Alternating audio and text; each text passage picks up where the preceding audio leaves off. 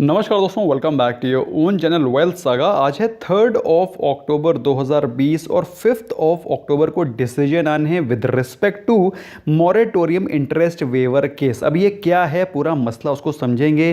क्या recently that is आज के दिन क्या गवर्नमेंट का स्टेक आया है, क्या गवर्नमेंट ने बात बोली है एफिडेविट के थ्रू जो कि उन्होंने सुप्रीम कोर्ट में फाइल करी है, किन स्टॉक्स पे बेनिफिट मिल सकता है, पूरी की पूरी एनालिसिस होगी by the end of this video. आपको काफ़ी पिक्चर क्लियर हो जाएगी। चैनल को सब्सक्राइब नहीं किया, सब्सक्राइब करें, बेल आइकन को प्रेस करें। और इससे आपको क्या होगा, इससे जब रेगुलर जब हम भी कोई वीडियो अपलोड करेंगे तो आपको तुरंत नोटिफिकेशन मिलेगी। इसके अलावा दोस्तों हम लोग पूरी डिस्कशन में जो भी बातचीत करेंगे उसमें आपका क्या ओपिनियन है वो भी बहुत मायने रखता है। What is your personal analysis वो आप हमें कमेंट सेक्शन में लिख करके बता सकते हैं। That your valuable, your input. May be आप बैंकर हों, मे बी हो सकता है आप सीए हों, मे भी हो सकता है आप बिजनेसमैन हो। तो आपका क्या ओपिनियन है आप मुझे कमेंट सेक्शन में लिख करके बता सकते हैं। Your opinions are welcome and valued. So let's begin.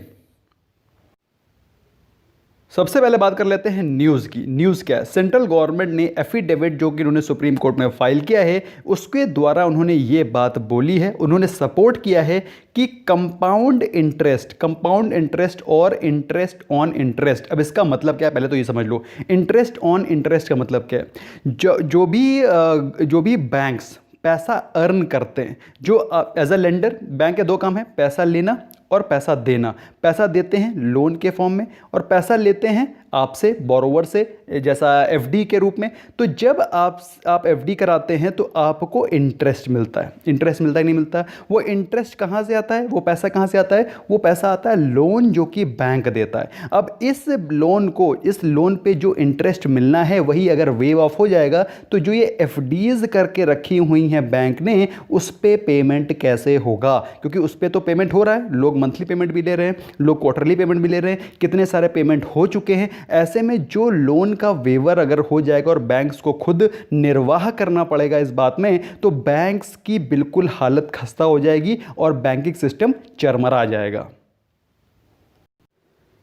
तो ये बात तो आप भी मानते हैं कि बैंक के पास कोई पैसे की खान तो है नहीं। बैंक्स एक हाथ से पैसा ले रहे हैं, अर्न कर रहे हैं in the form of interest, और वो आपको दे रहे हैं in the form of interest. आपको इंटरेस्ट पे करते हैं, उनसे लोन के रूप में इंटरेस्ट लेते हैं। तो बेसिकली गवर्नमेंट ने क्या बोला है? गवर्नमेंट ने बोला है कि हम सपोर्ट करेंगे उन बैंक्स को, उन लोन्स को, उन बोरोवर्स को जिनका लोन स्मॉल टिकट है अप टू 2 करोड़। अब ये 2 करोड़ रुपए कौन कौन वाले हैं, कौन कौन से बोरोवर से जिनको बेनिफिट मिल सकता है, उसके बारे में भी समझेंगे।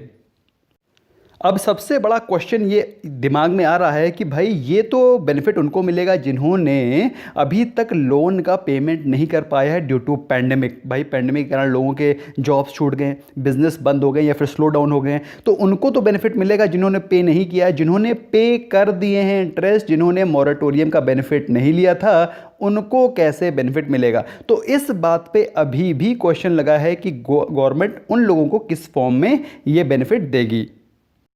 अब बात आती है किनको देगी। अब जिनको देगी वो सबसे वल्नरेबल कैटेगरीज हैं। वल्नरेबल कैटेगरी कौन होती है? अब अंबानी जी, आपको लगता है कि अगर गवर्नमेंट उनको हेल्प नहीं करेगी तो अंबानी जी को कोई फ़र्क पड़ेगा? उनको बिल्कुल फ़र्क नहीं पड़ेगा। फ़र्क किसको पड़ेगा? जो छोटे बिजनेसमैन हैं, जिनका बिजनेस जो ना 2-4 करोड़ रुपए का है और 2-4 करोड़ रुपए में उनकी 80% पूंजी लगी हुई है मार्केट में ही। अगर उनका पैसा बैठ जाता है, उनका माल लॉकअप पड़ा हुआ है, वो पैसे कहाँ से देंगे? सो उन लोगों को जो कि सबसे वल्नरेबल कैटेगरीज हैं उनको बेनिफिट देने की उम्मीद करी है गवर्नमेंट ने। ऐसे उम्मीद ना सपोर्ट किया है इस प्लान को। अब क्या डिसीजन क्या होगा वो तो समय आएगा, दैट इज ऑन 5 अक्टूबर पता चलेगा।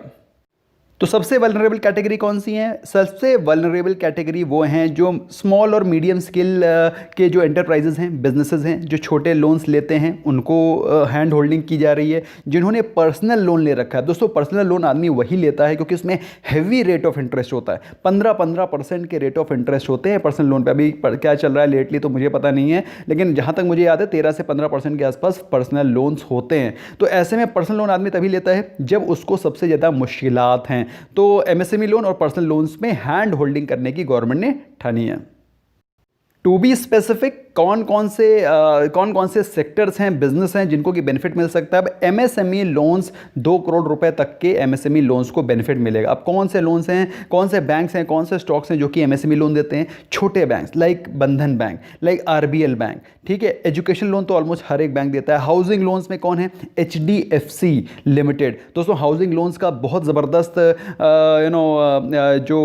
जो पाई है वो जाता है एचडीएफसी लिमिटेड को, आरबीएल बैंक को, इंडसइंड बैंक को। ये सारे हाउसिंग लोन्स को देने वाले बड़े बड़े बैंक हैं। Consumer durable loans, Bajaj Finserv, Bajaj finance, ये वो वाले बैंक हैं। क्रेडिट कार्ड में कौन? Bajaj Finserv, Bajaj finance, HDFC bank. Auto loans देने वाले बजाज फिनसर्व, एचडीएफसी लिमिटेड। तो ये सारे के सारे ऑटो लोन्स देते हैं। पर्सनल लोन्स तो ऑलमोस्ट सभी बैंक्स देते हैं। और consumption loans Bajaj finance, Bajaj Finserv. तो आपको ब्रॉडली क्लियर हुआ, Bajaj finance, Bajaj Finserv, RBL bank, IndusInd bank, HDFC limited और इसी प्रकार से ऑलमोस्ट सभी बैंक्स को बेनिफिट मिलेगा। जो मेजर बेनिफिशियरी हैं वो मैंने आपके सामने उंगलियों के सामने गिना दिए हैं।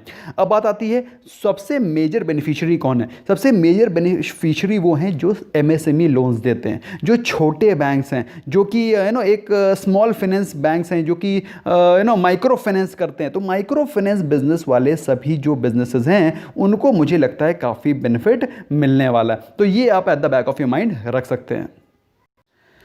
अब आपको मालूम है इंडिया कोई कम्युनिस्ट कंट्री तो है नहीं कि भाई खुद एक आदमी है जो डिसीजन लेगा। India is a democratic country, parliament बैठा ली गई है, पार्लियामेंट में डिसीजन होगा ताकि एक जनमत हो कि जो ये डिसीजन लिया जा रहा है वो भारत के बेनिफिट में। तो उसके लिए क्या होगा, ये सारा का सारा जो डिसीजन है government will seek due authorisation from parliament for making the appropriate grants in this regard. क्योंकि भाई ऐसा तो है नहीं कि कोई एक डिक्टेटरशिप चल रही है कि भाई ऐसा पास कर दो। इसके मल्टी फोल्ड कैस्केडिंग इफेक्ट हो सकते हैं, डोमिनो इफेक्ट हो सकते हैं। तो गवर्नमेंट चाहती है इसको बहुत ही सेफ डिसीजन लिया जाए, इस पर डिस्कशन हो और पार्लियामेंट के थ्रू इसको पास करा जाए ताकि बेनिफिट जो प्रोज एंड कॉन्स हैं निकल करके सामने आए और इसको सही समय पे सही जगह पर यूटिलाइज किया जाए पैसा।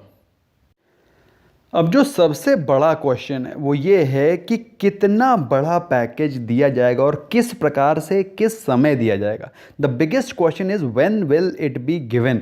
भाई बात ये नहीं है कि दिया जाएगा नहीं दिया जाएगा। सबसे इंपॉर्टेंट चीज़ है, अभी आपको मालूम होना चाहिए 20 लाख करोड़ का गवर्नमेंट ने पैकेज दिया था प्री कोविड। उसके चलते मार्केट काफ़ी तेज़ी से ऊपर गई, मार्केट में रिकवरी भी आई, मार्केट में पैसा भी आया, मार्केट में थोड़ी मोबिलिटी भी आई। But at the same time जो ये वेवर मिल रहा है ये किस फॉर्म में मिलेगा और कब तक मिलेगा, this is also a big question which has to be answered by the government. अब ऐसा माना जा रहा है कि इतने पूरे खर्चे से तकरीबन 2 लाख करोड़ रुपए का खर्चा आएगा, ऐसा ब्रॉडली कहा जा रहा है। एग्जैक्ट फिगर्स तो जब आएंगे समय ही बताएगा। फिलहाल 2 लाख करोड़ रुपए का खर्चा गवर्नमेंट के पास आने की उम्मीद है, ऐसा कुछ रिपोर्ट्स बोल रही हैं।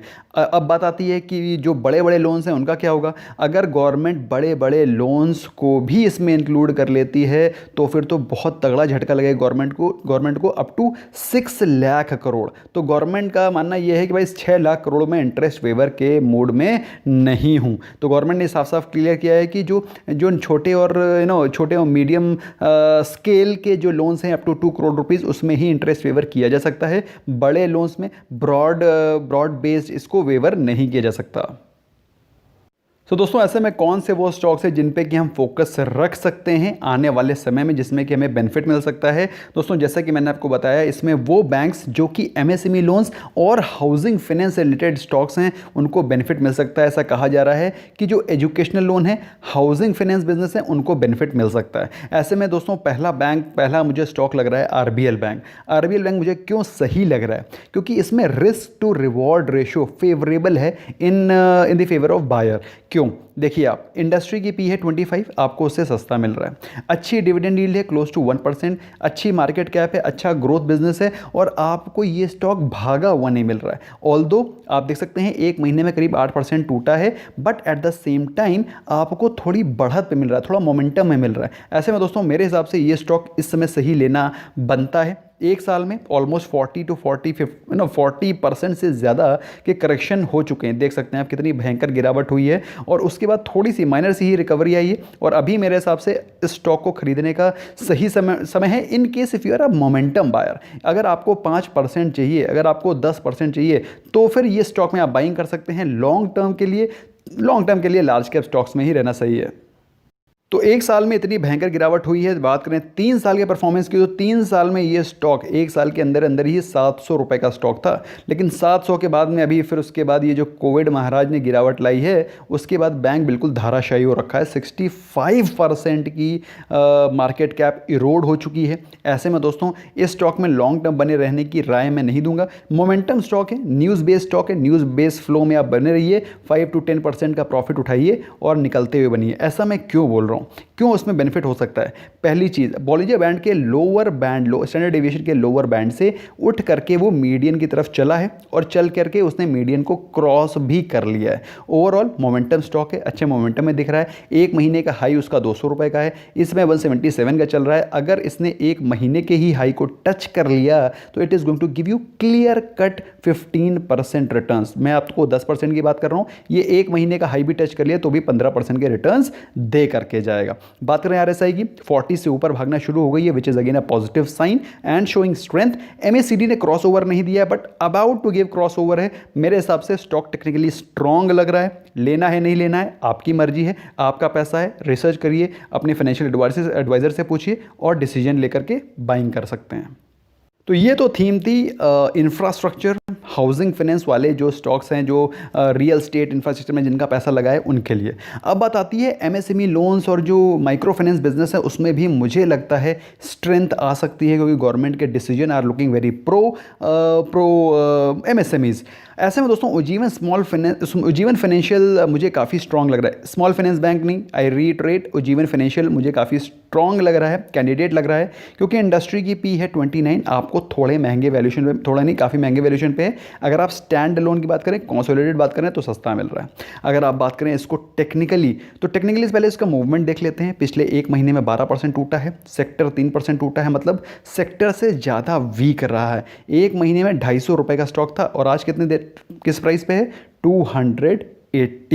कहने का मतलब क्या है कि 15% की प्रॉफिटेबिलिटी ये दे जाएगा अगर इसने पिछले एक महीने का ही हाई टच कर लिया तो मेरा कहने का मतलब क्या है कि हम लोग इसके ऑल टाइम हाई टच कराने के मूड में नहीं है, इसके सिर्फ एक महीने के हाई की टच की बेट कर रहे हैं और 15% की भी बात नहीं कर रहे हैं। हम लोग बात कर रहे हैं सिर्फ 10% की ले करके और हमको उससे एग्जिट होना है।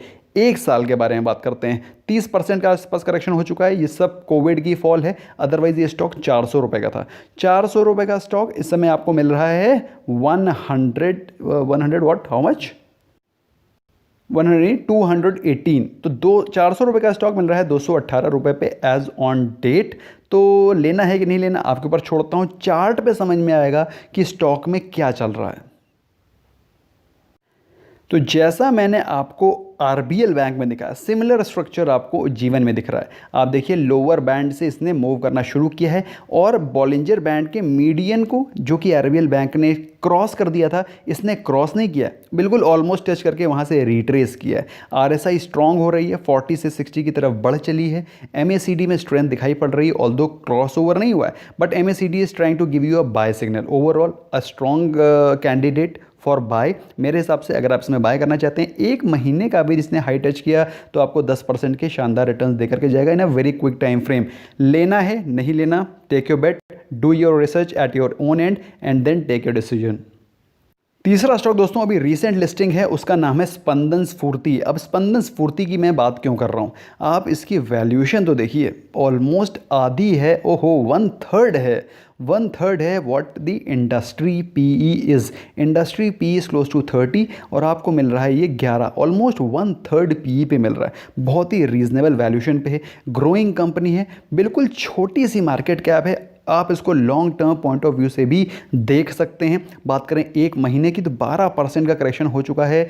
600 रुपये का हाई था एक महीने पहले और आज मिल रहा है 510 रुपये पे। तो यहाँ से आपको 20% के अपसाइड देख सकते हैं इन केस अगर इसने 1 मंथ का ही हाई टच किया तो you know it's not a small gain. बाकी आपकी मर्जी है। एक साल के बारे में बात करें, जैसे कि मैंने आपको बताया रीसेंट लिस्टिंग है 1361, ये था इसका प्राइस रेंज जो कि है 52 वीक हाई और अभी आपको किस प्राइस पे मिल रहा है 300 बेग योर पार्डन 500 500 500, ये 500 है और ये 1361, ऑलमोस्ट 1400। तो ये प्राइस का डिफरेंस है इसका 52 वीक हाई का। मैं ये लेने की बात ही नहीं कर रहा हूँ लॉन्ग टर्म के लिए, मैं तो मोमेंटम की बात कर रहा हूँ। मैं बात कर रहा हूँ जिससे आपको इससे 10% मिल सकते हैं। अब चार्ट पे कैसा दिख रहा है दोस्तों? चार्ट पे ये इन दोनों स्टॉक्स, जो प्रीवियस स्टॉक्स की मैंने बात करी, उनसे वीक दिख रहा है, कोई डाउट नहीं है, उनसे वीक दिख रहा है। मतलब उनसे अभी उन दोनों में स्ट्रेंथ वापस आ गई है, इसमें अभी स्ट्रेंथ वापस नहीं आई है, लेकिन इसमें स्ट्रेंथ की शुरुआत भी हो सकती है। ऑलमोस्ट बॉटम आउट स्टॉक है, आप देख सकते हैं 30 के RSI पे मिल रहा है, ओवर सोल्ड टेरिटरी पे ये स्टॉक चला जा चुका है। MACD यहाँ से मैं ये नहीं कह रहा हूँ कि स्ट्रेंथ दिखा रहा है, but at the same time MACD is almost over sold के लेवल पे चला गया है। यहाँ पर आप देख सकते हैं बॉलिंजर बैंड का लोअर, स्टैंडर्ड डेविएशन का लोअर बैंड उसने छोड़ दिया है, मीडियम की तरफ चलना शुरू हो गया है। ऐसे में दोस्तों क्या करना है ये आपके ऊपर छोड़ता हूँ, लेकिन ये वो स्टॉक है जो कि मुझे लगता है इस थीम के लिए काफ़ी सही बैठता है। If you are a long term investor you can buy the stock for long term horizon as well, but at the same time थोड़े रिस्क फैक्टर रहेंगे। भाई देखो, पैसा वहीं बनेगा जहाँ रिस्क है, वहीं पर ही पैसा बनेगा। अगर आप चाहते हैं सेफ बेट, तो सेफ बेट तो सबसे बढ़िया कंपनी ITC है। इतने ज़बरदस्त बिजनेस हैं, इतना ज़बरदस्त मॉडल है, कभी ख़त्म ना होने वाला, लेकिन उसमें प्रॉफिट भी तो नहीं बन रहा है। तो मेरे हिसाब से अगर आप बेट लेना चाहते हैं यू कैन बेट, और अदरवाइज वॉच लिस्ट पे लगा लें।